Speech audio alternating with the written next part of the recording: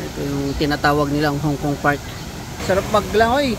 Malawak pala dito sa ano, nakaloob niya. Parang hindi ata artificial na pools to. May ilog talaga dun sa taas.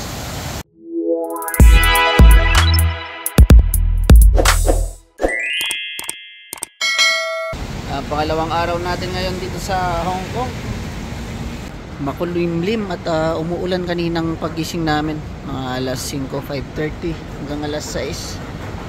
Pero sa ngayon, oras natin ay alas 9 pasado.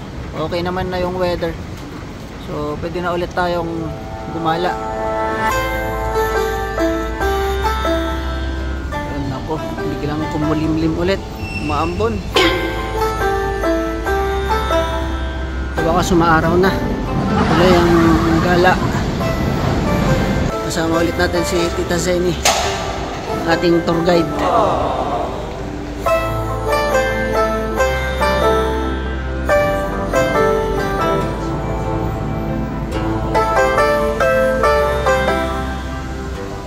Yung tinatawag nilang Hong Kong Park. Dito sa may Central. Silang ano dito, fountain. Diretso yung ano, tubig niya dito sa baba. Ano, sarap maglangoy. Pwede ka nang maglangoy dyan, oh.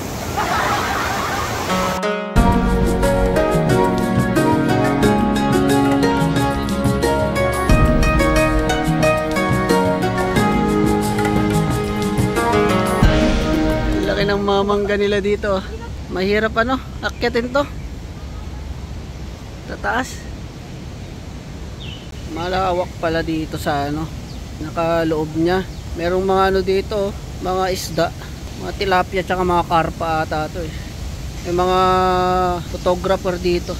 Ewan ko kung anong yung kinukuhanan nila. Siguro yung mga isda. Tignan mo naman yung lens ni kuya, oh. Haba kumpara sa lens natin. Yan lang, oh. Stuck lang yung lens natin. Tapos dito meron silang artificial falls ata to. Yung mga pagong sila dito, hindi gumagalaw pero buhay ang mga yan. Meron pa dun sa kabila. Parang hindi ata artificial na falls to. May ilog talaga dun sa taas. May tunnel pala dito sa ano, ilalim ng falls. Tara, pasukin natin kung ano yung meron sa loob. Dulo na. Tingnan natin. Daanan papunta dun sa taas. Ano? Yung falls. Tapos may daanan papunta dito.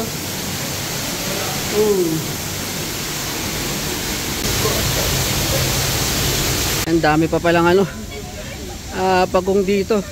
Lumalang yung isang cute, oh. Yung lente nung isa, oh. Haba.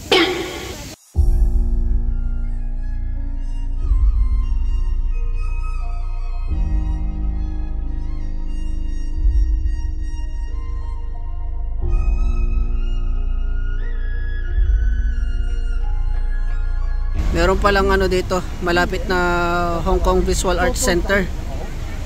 Kaya ang daming photographer dito.